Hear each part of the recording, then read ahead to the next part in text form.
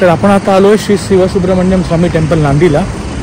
नांदी एअरपोर्टच्या अगदी जस्ट पुढे हे मंदिर आहे. असं म्हणतात की सदर्न हेमिस्फिअरमधलं सगळ्यात मोठं हे मंदिर आहे. आणि मंदिराच्या परिसरामध्ये आतमध्ये शूटिंग नाही करता येत आहे, त्यामुळे आपण आजूबाजूचा जो परिसर आहे तो तुम्हाला ह्या व्हिडिओमध्ये दाखवणार आहोत. तर हे असं एक एंट्री पॉईंट आहे. इकडे यायच्या गाड्या इथे पार्किंगला आहे. हे सर्वानंद भवन आहे जिथे तुम्ही येऊन खाऊ सुद्धा शकता. पार्किंग खूप मोठी आहे आणि मला वाटतं फ्री आहे. अजूनमध्ये तो कोणी विचारलं नाही आम्हाला पैशाबद्दल चार्जेसबद्दल, तर फ्रीच आहे मोस्टली. आणि हा असा एक एंट्रन्स आहे. चपला तिथे काढायच्या आणि इकडनं आत मंदिरात जायचं. बरोबर तुम्हाला विमानतळ दिसतंय एक्झॅक्टली जे एअरपोर्टला आपण लँड झालेलो आपल्या घराच्या तिथे जाताना नांदीला फिजीचं एअरपोर्ट. ते मंदिर आता दाखवायला तुम्हाला घेऊन आलो मी. 1 मिनिट. हे मंदिर तर बाहेर आम्हाला त्यांनी सांगितलेलं की शूटिंग नाही करायची, तर आतमध्ये नाही करायचे. बाहेरच्या बाहेर आपण दाखवू शकतो. तर बाहेरच्या बाहेर आम्ही करतो. जरा काम चालू आहे. परत एकदा जर वेळ झाली यायच्या वेळ मिळाला तर त्याला पूर्ण क्लिअर काम झालेलं असावं अशी इच्छा करतो आणि तुम्हाला त्यावेळेला दाखवेन पूर्ण. सध्या हा एवढा परिसर आहे असा. तर हे बाजूचा भाग आहे असा. आतमध्ये अलाउड नसल्यामुळे आपण आतमध्ये करणार नाही.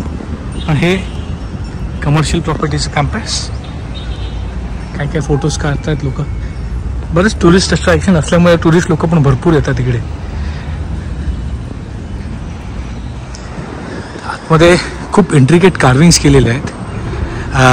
हे इथे अर्धनारेश्वर मंदिर आहे. तिथे शंकराचं मंदिर आहे.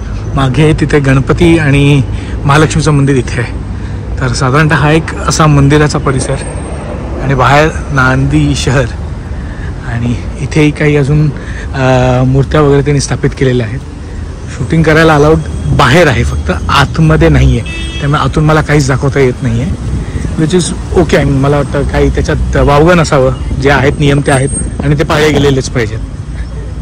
पण मंदिर परिसर खूपच छान आहे, मोठाही आहे. आपण ठिकाणा जे आलो ते नवग्रह मंदिर आहे. खाली कोणते कोणते ग्रह आहेत ते त्यांनी लिहिलेलं आहे इंग्रजीमध्ये.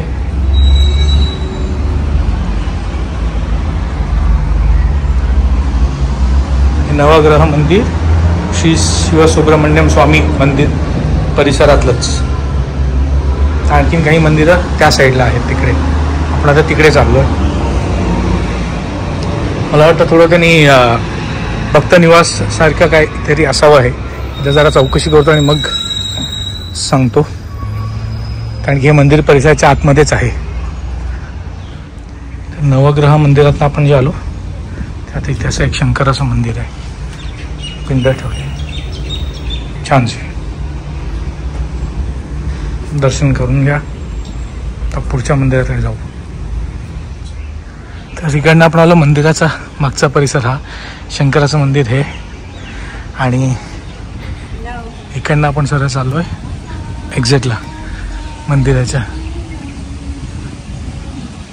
साधारणतः ही एक अशी प्रदक्षिणा घातली आपण मंदिराला.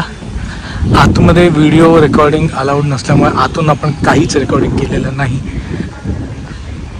आणि फेअर इनफ आहे. ते नाही आहे तर नाही आहे. नियम जे आहेत ते आहेत.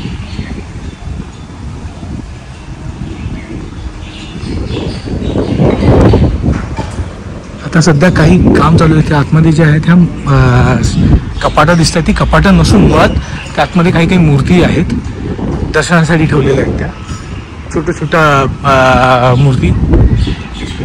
पण खूप भव्य परिसर आहे तसा. हा दीपस्तंभ दिसतोय आणि हा असा पुढील भाग. तिथे आम्ही चपला ठेवून वगैरे आलो. चप्पल स्टँडर्ड हे तिकडे. हे मंदिराचा हा परिसर भाग. बाजूलाच मंदिर परिसरात गणपतीचं मंदिर आहे.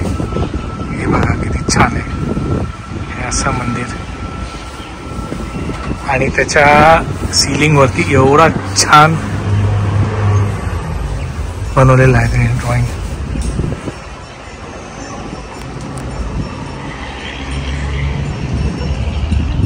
उजव्यात नाही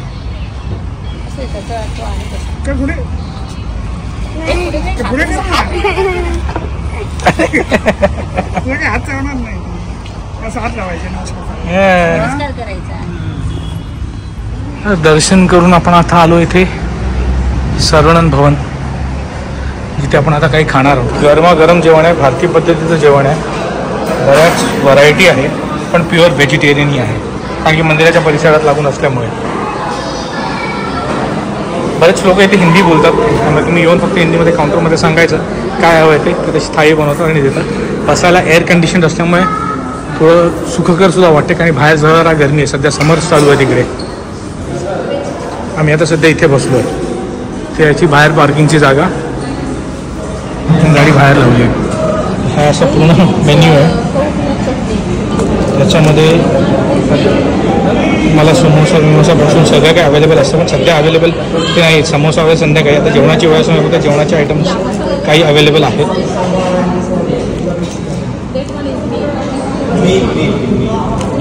आणि हे मील ऑप्शन्स आम्ही आता हे शोधतो आहे. मील ऑप्शन्स बऱ्यापैकी बेटर आहे. थाळी, रोटी अँड राईस. तर एक पोंगल मील वगैरे पण आहे. सध्या आपण घेणार आहोत थाळी मील. ते यातलं आता आपल्याला फायनल करतो. तर आपण 6 जण पण 5 थाळी घेतली आहेत. टोटल बिल आलं आहे आपलं $62.50. साधारणतः ही अशी थाळी आली आपल्याला. आणि ही अशी 5 थाळ्या, ह्या 2 प्रकारच्या थाळ्या अशा आपल्याला. तर मस्तपैकी लंच करून आपण निघालो परत आपल्या घरी लोटकाला. नांदी ते लोटका अराउंड 40-45 किलोमीटर्स आहे आणि साधारणतः विदाउट ट्रॅफिक आपल्याला 45-50 मिनिट्स वगैरे लागतात. तुम्ही ट्यूनिंग राहा आपल्या चॅनलवरती. आणखीन काही व्हिडिओज, एक्साइटिंग व्हिडिओज येणार आहेत फिजीसचे. आणि असंच लाईक, शेअर, सबस्क्राईब करा. थँक्यू.